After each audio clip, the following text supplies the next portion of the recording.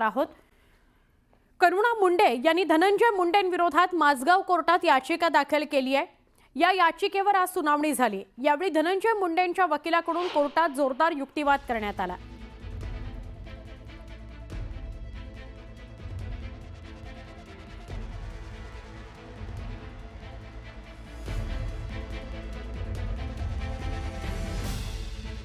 धनंजय मुंडेंविरोधात माझगाव कोर्टात याचिका दाखल केलेली होती, त्यावर सुनावणी झाली।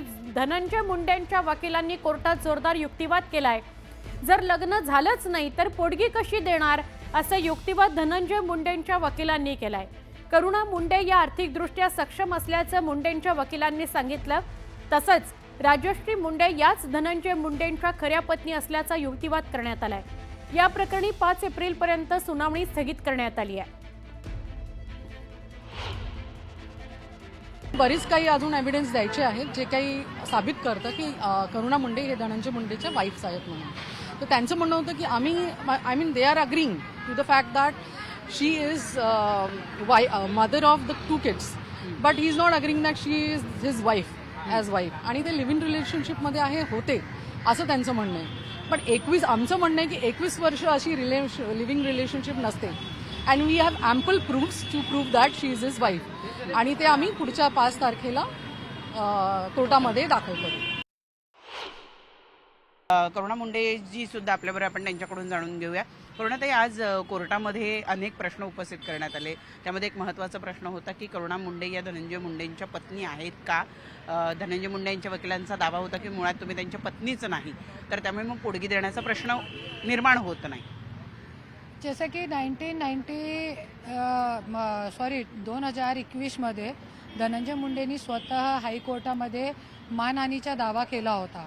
त्यांच्या पिटिशनमध्ये त्यांनी स्वतः लिहिलेलं आहे की 1998 पासून आम्ही दोघी सोबत आहे, आमचं लग्न झालेलं आहे हायकोर्टामध्ये, आणि आमचे 2 मुलाबाळं आहे, आणि आज असं म्हणताय की त्यांची बायको नाही आहे, आणि असं सगळे झूटे खोटे नाटे आज त्यांची ते सवय झालेली आहे।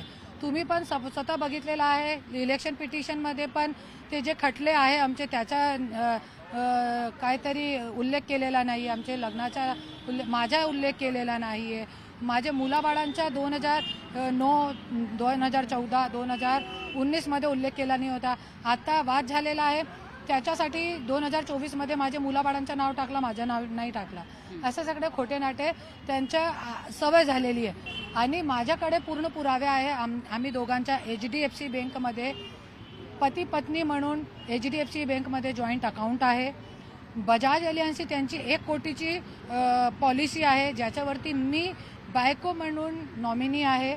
त्यांच्या वसियतपत्र आहे, वसियतपत्र में त्यांनी स्वतः लिहून दिलेलं आहे करुणा मुंडे माझी पहिली बायको तसा, आणि त्या सादर करण्यासाठी जज साहेबांनी आम्हाला सांगितलेलं 5 तारखेला आम्ही सादर करणार। हे जरा विचित्र नाही वाटत का की मुलं माझी आहेत हे मान्य करतात पण पत्नी मान्य करत नाही? जज साहेब भी हंस दिए इस बात पे की तुम्ही म्हणताय की मुलाबाळा आमचे बायको नाही, तो जरी मुलाबाळा बायको तुमची नाही तर मुलाबाळा कुठून आणलाय मुलाबाळा? तो सगळे हसण्यासारखी गोष्ट आहे, आणि कसं मंत्रिपदाच्या जोरावर कसं खेळ चालू आहे एक महिलाचा, हे बघण्यासारखं आहे।